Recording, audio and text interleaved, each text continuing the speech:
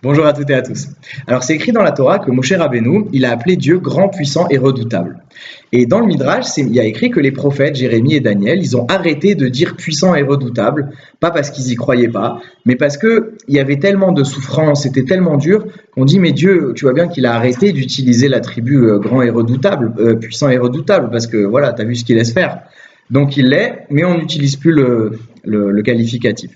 Et c'est écrit que les gens de la Grande Assemblée qui ont institué le texte de la prière, ils ont recommencé à dire grand, puissant et redoutable. Pourquoi?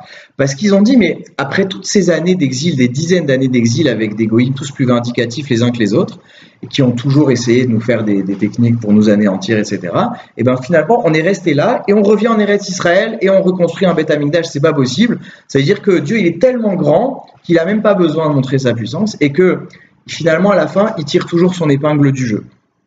Il y a des décrets, mais il gère l'histoire de manière tellement, on va dire, il plane tellement au-dessus de la mêlée qu'on voit il est redoutable. Il est, malgré le fait qu'on le voit pas, il est quand même redoutable parce qu'avec le recul, c'est incroyable qu'on ait réussi à s'en sortir. C'est pas naturel.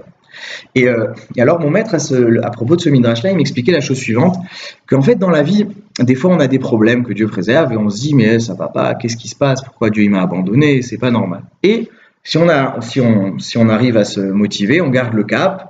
Et il faut, Bezrat Hashem, il faut garder le cap, continuer à étudier la Torah, continuer à réfléchir sur sa vie. Et puis avec le temps, avec la maturité, et bien justement, on arrive à acquérir un regard beaucoup plus mature sur les choses, avec beaucoup plus de recul, beaucoup plus de grandeur. Et quand on arrive à voir les choses avec plus de grandeur, on se dit, tu te rends compte que finalement, la chose qui allait pas, finalement, elle m'a donné ça, elle m'a donné ça, elle m'a donné ça. Et finalement, on arrive à voir les choses de manière beaucoup plus grande et beaucoup plus profonde et beaucoup plus mature. Donc dans la vie, quand on a un souci, réagissons comme les gens de la Grande Assemblée, on attend un peu, on garde le cap, on comprend pas très bien, on garde la foi, et avec le temps, on va réussir à développer un regard beaucoup plus intéressant, beaucoup plus sage, beaucoup plus profond, et c'est ça qui va nous donner toute notre grandeur, toute notre dimension dans l'existant, qui nous permettra d'aider des autres sur les mêmes points que nous on a traversés, et beaucoup de bénédictions, que Dieu vous bénisse.